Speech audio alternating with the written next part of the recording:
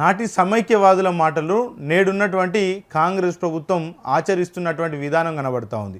ఎందుకంటే నాటి సమైక్యవాదులు మీకు సొంత రాష్ట్రం ఏర్పడితే కరెంటు వైర్లన్నీ కూడా దండాలుగా మారేటువంటి అవకాశం ఉంటుందంటూ కూడా వాళ్ళు ఆ రోజు ఎద్దవేశారు. మరి నేడున్నటువంటి కాంగ్రెస్ ప్రభుత్వం అదే విధంగా వివరిస్తున్నటువంటి తీరు కనబడతా ఉంది. ఎందుకంటే గత 10 ఏళ్ల బీఆర్ఎస్ ప్రభుత్వంలో మరి రెప్పపాటు కరెంటు పోయినటువంటి పరిస్థితి కూడా మనం చూసినాం. మరి చాలా వరకు కూడా కరెంటు పోవడం అనేది ఒక మరి ఆశ్చర్యకరమైనటువంటి పరిస్థితి ఆ రోజుగా భావించినటువంటి పరిస్థితి.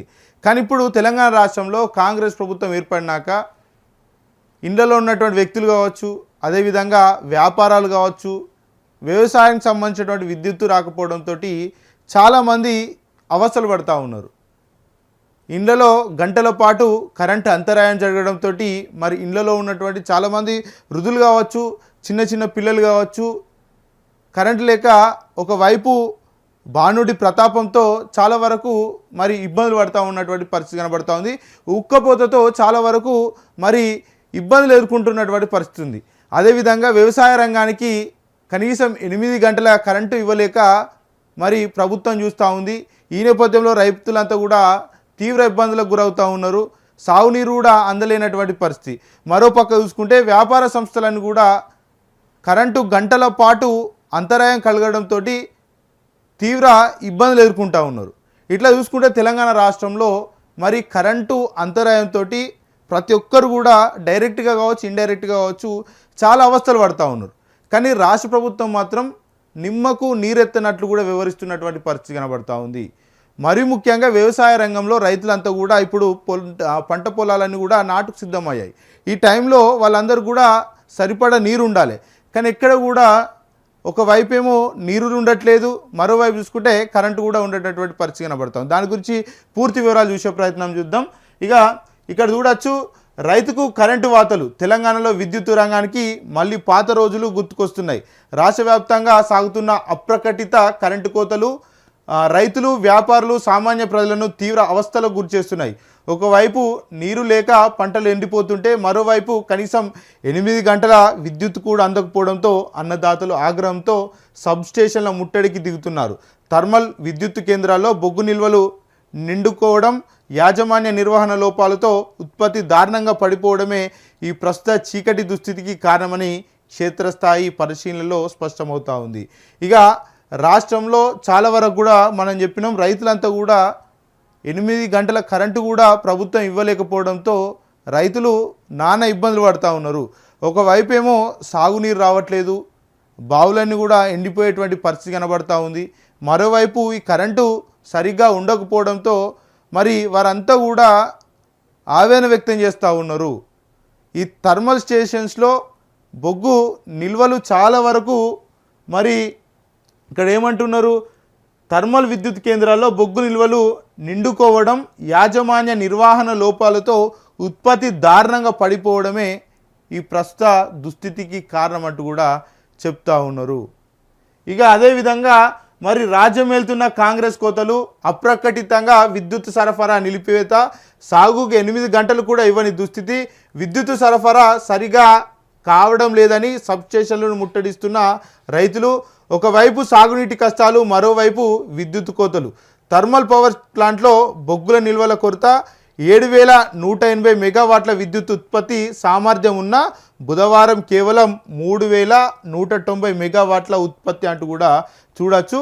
ఒక రోజుకు మరి 7180 మెగావాట్ల విద్యుత్ ఉత్పత్తి జరిగేటువంటి ఆస్కారం ఉన్నా కూడా అంటే కేవలం 3190 మెగావాట్ల ఉత్పత్తి జరిగిందంటూ కూడా చెప్తున్నటువంటి పరిస్థితి కనబడతా ఉంది.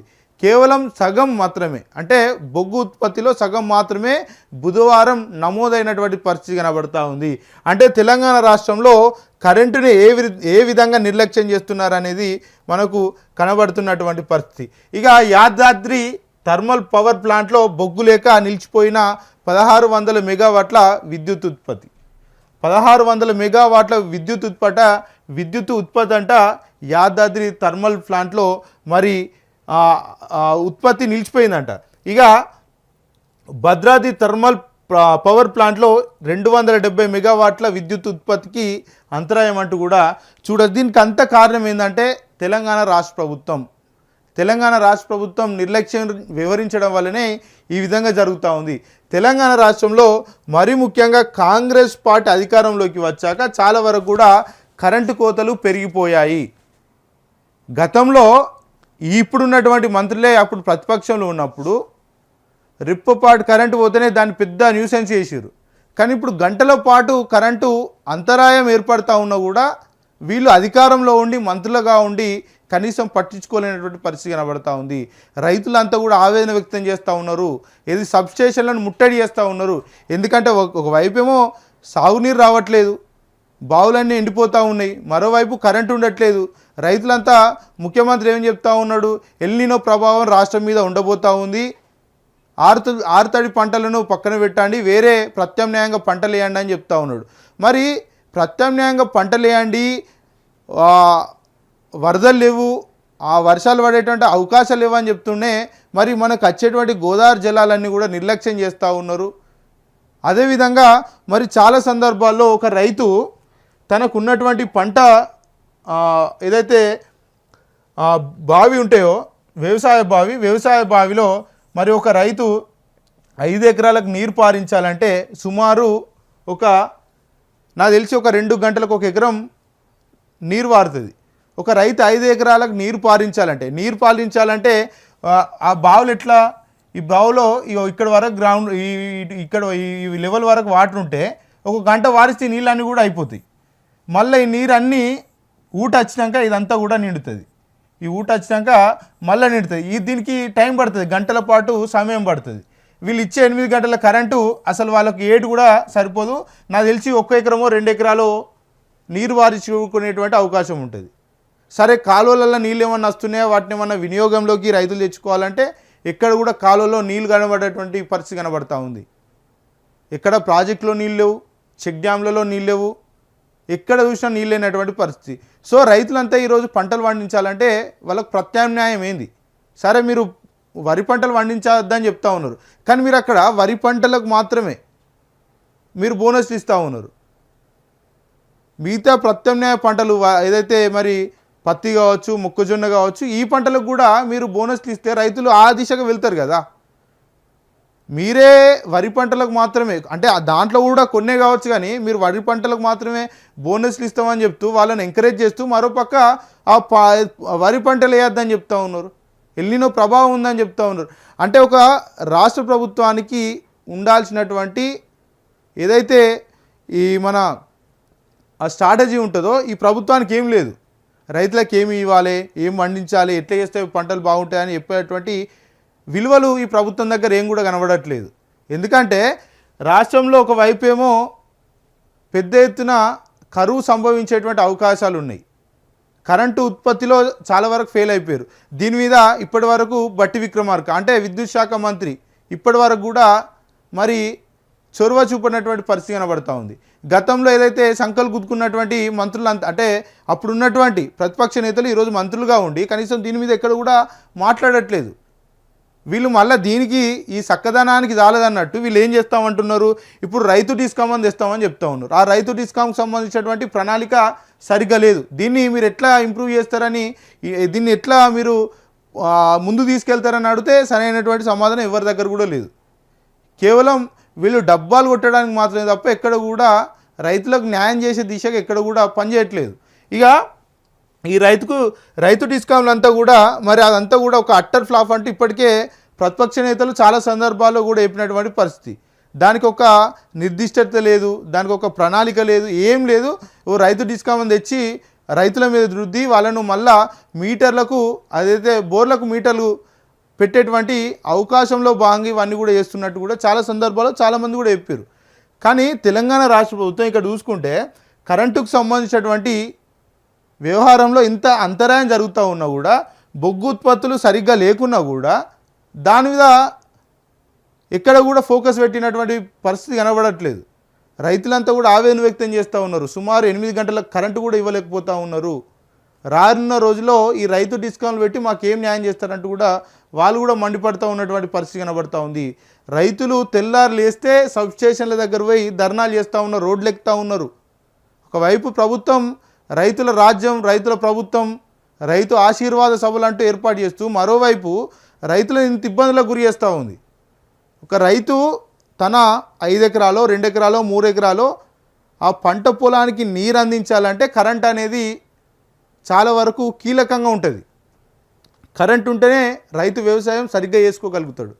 ఒక రైతే కరెంటు మీదనే డిపెండ్ అవుతాడంటే కాదు, వ్యవసాయ సంబంధించినటువంటివే కాకుండా వ్యాపారానికి సంబంధించినటువంటి వ్యవహారాలన్నీ కూడా మరి కరెంటు మీదనే ఉంటాయి. కాబట్టి మరి ఈ కరెంటు సరిగ్గా లేకపోవడం వల్ల రానున్న రోజుల్లో రాష్ట్రం మొత్తం కూడా సంక్షోభంలో నిండిపోయేటువంటి పరిస్థితి ఉంటుంది. భారీ సంక్షోభాన్ని మరి చూడాల్సినటువంటి ఆస్కారం కూడా ఉంటుంది.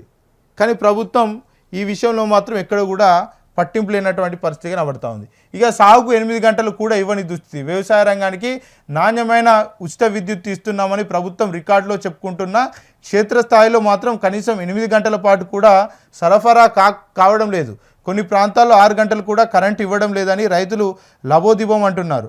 లో వోల్టేజ్ సమస్యలు తలెత్తడం, ట్రాన్స్ఫార్మర్లు పేలిపోవడం, వ్యవసాయ మోటార్లు కాలిపోవడంతో రైతాంగానికి తీవ్ర నష్టం వాటిల్లుతుందని, 3 ఫేజ్ కరెంటు విద్యుత్ ఎప్పుడు వస్తుందో తెలియక రైతులు రాత్రంతా పొలాల వద్దే జాగారం చేయాల్సి వస్తుందని మరి చెప్తున్నటువంటి పరిస్థితి కనబడుతుంది. ఇక్కడ ఒకసారి చూడండి, ఈ యొక్క ఫోటో చూస్తే రైతులకు ఒకటి చాలా స్పష్టంగా అర్థమవుతుంది. ఏమర్థమవుతుంది? అప్పుడు మనం ఉమ్మడి పాలన ఉన్నప్పుడు అప్పుడు ఉన్నటువంటి ప్రభుత్వాలు ఏవైనా కూడా, ఈ ప్రభుత్వం ఆ ప్రభుత్వంగా టీడీపీ అయినా కాంగ్రెస్ అయినా ఏ పార్టీ అధికారంలో ఉన్నా కూడా మరి రైతులు ఆ రోజు అర్ధరాత్రిళ్ళు టార్చ్ లైట్లో లేకపోతే మనం పట్టుకొని వ్యవసాయ బావుల వద్దకు వెళ్ళి మోటార్లు ఆన్ చేసుకునేటువంటి తీరు ఆ రోజు ఉంటుండే. ఎందుకంటే 3 ఫేజ్ కరెంటు రాత్రి సమయంలో మాత్రమే వస్తుంటుండే. చాలామంది గ్రామీణ ప్రాంతాల్లో ఉన్నటువంటి రైతులకి ఈ విషయం తెలుసు. గత 12 ఏళ్ళ కిందట ఇలాంటి పరిస్థితులే ఉంటుండే.